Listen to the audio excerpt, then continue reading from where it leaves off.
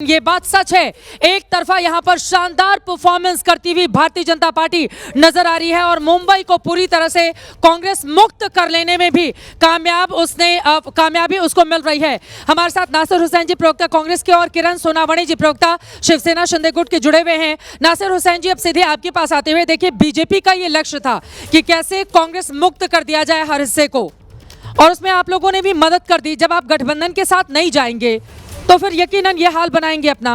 हुसैन साहब, नहीं, कांग्रेस मुक्त तो शायद ये कभी हो ही नहीं सकता। कांग्रेस एक विचारा है जो विचार को शायद कभी खत्म नहीं कर पाएंगे। चंद नंबर से हम जरूर पिछड़ जाते हैं, कहीं उन्हें 10,000 वोट मिला होगा, कहीं हमें 8,000 मिला होगा, पर मुक्त नहीं हो सकते। मगर आपने ये नहीं बात किया कि अजीत पवार को यही पिपरी चिंचवड में जाके बोलते 70,000 का घोटालेबाज है।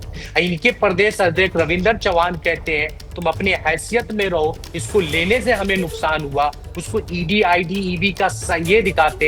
एकनाथ शिंदे को खौफ और डर दिखाया गया। आज एकनाथ शिंदे के मुंबई में क्या हालत है, आज भी ठाकरे ब्रदर से कहां चले गए। ब्रांड कौन है वो तो दिख रहा है मुझे कि 26 पे सिमट गए। कांग्रेस को खत्म कर देना शायद बीजेपी के लिए आसान नहीं होगा। नंबरों में हम पिछड़ गए, मगर विचारधारा में हमें नहीं हरा सकते हैं। जब हिंदू वोटरों को मारा जा रहा था मुंबई के अंदर, तब बीजेपी कहां खामोश थी। यही राजस्थान के लोग थे, यूपी के लोग थे, बिहार के लोग थे। नासिर हुसैन साहब, लेकिन कांग्रेस की विचारधारा को कौन मान रहा है?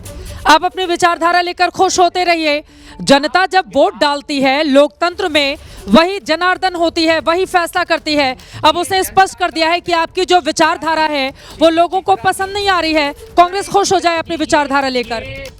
मिशनरी की जीत है, इलेक्शन कमीशन की जीत है, ये जनता की वोट नहीं है। आप नहीं समझेंगे। मैं कल दोपहर से ये इलेक्शन कंप्रोमाइज हो चुका था। हम लोगों ने प्रेस कॉन्फ्रेंस करके कहा, तमाम मीडिया में न्यूज दिया किस तरह से मैनिपुलेशन शुरू हुआ। ईवीएम बंद किया गया, ईवीएम शुरू नहीं हो रहा था, वोटरों को वोट देने से रोका गया। ये सारा चीज दिखा रहे थे। हाथों की स्याही छिपा के फेक वोटरों को लाया गया, तो पूरा मैनिपुलेशन किया गया है। ये हम पहले दिन से कह रहे, ये पूरा मैनेजमेंट है, ये कोई जीत नहीं है। आप लोगों को कोर्ट चले जाना चाहिए, इस तरह के आरोप लगा रहे नासिर हुसैन साहब। अब जरा ये भी बता दीजिए, फिर तो लोकसभा में जब आपको ज्यादा पार्टी, अब देखिए इन सब के बीच राणे साहब का, नितेश राणे का बड़ा बयान आ गया है। महाराष्ट्र के मंत्री और बीजेपी के नेता हैं नितेश राणे। हालांकि जहरीले बोलने में नितेश राणे पीछे नहीं रहते हैं। उनका कहना है जो हिंदू हित की बात करेगा वो महाराष्ट्र पर राज करेगा। महाराष्ट्र सरकार में मंत्री नितेश राणे का यह बयान है। नासिर हुसैन साहब, वो कह रहे हैं हिंदू हित की जो बात करेगा वही राज करेगा महाराष्ट्र पर। अच्छा, यही जब यूपी बिहार के हिंदुओं को मारते थे तो कहां थे ये नीलेश राणे? जब दूसरे को उसी समय कौन लड़ रही थी हिंदुओं की लड़ाई? सिर्फ कांग्रेस लड़ रही थी। जब हिंदुओं को मारा जा रहा था तब इनकी आवाज बंद हो जाती, तब ये गमरे में बंद हो जाते। आज बहुत हिंदुओं की फिक्र कर रहे हैं। उस समय कोई लड़ रही थी, मीरा हो, बैंदर हो, बॉम्बे हो, तमाम जगह पे आप देखेगा सिर्फ एक ही पार्टी लड़ रही थी इन लोगों के लिए, तो वो कांग्रेस थी। ये बड़ी बड़ी बातें करने वाले हैं, ये डरपोक लोग हैं, सिर्फ भाषण देके घर में छिप जाने वाले लोग हैं। इन्हें नहीं मालूम है, इतिहास नहीं मालूम है किस तरह से इन्होंने अत्याचार किया है। आज बोलते हैं नफरत, पहले दिन से सिर्फ मुंबई में नफरत बेचा। ये बोलते हैं मुंबई को न्यूयॉर्क नहीं बनने देंगे। मैं लौट रही हूँ आपके पास, पुणे की तस्वीरें दिखा रहे हैं, जरा ऑडियो भी सुना देते हैं। वहां पर पुणे में किस तरह के नारे लगाए जा रहे हैं और जोश में है कार्यकर्ता।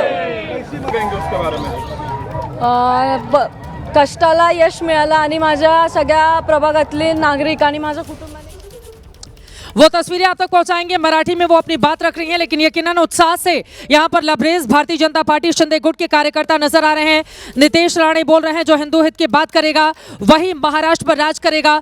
किरण सोनावणे जी, अब सीधे आपके पास आते हुए, भारतीय जनता पार्टी और यकीनन मुख्यमंत्री देवेंद्र फडणवीस के लिए हर तरफ से बहुत अच्छी खबर आ रही है, लेकिन ये बात भी सच है किरण सोनावणे जी, आप लोगों ने अपनी पार्टी से जिस तरह की उम्मीदें की हुई थी, जहां साथ लड़ रहे हैं वहां पर भी, जहां साथ में नहीं है वहां पर भी, लेकिन वैसी परफॉर्मेंस, किरण जी क्या चूक हो गई आप लोगों से?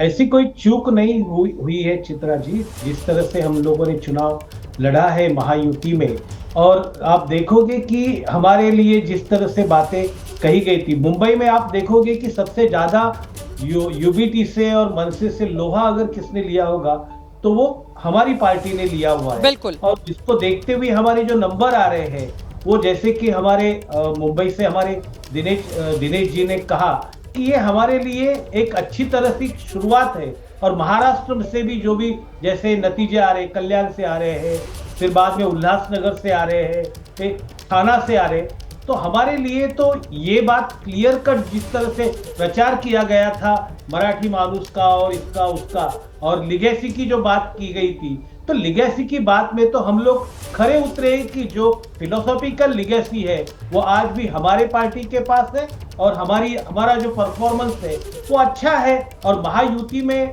ऐसा होता है कभी कि जैसे हम लोग भाजपा के साथ में लड़े हैं तो भाजपा को भी तो हमारा फायदा हुआ है, तभी बिल्कुल। उनका परफॉर्मेंस बढ़ा है। ये बात तो बिल्कुल सही है किरण सोनावणे जी, लेकिन इस बात को मान तो ले भाजपा के लोग कि यकीनन आपका वोट ट्रांसफर हुआ, तभी तो भारतीय जनता पार्टी आज इतनी बम बम है।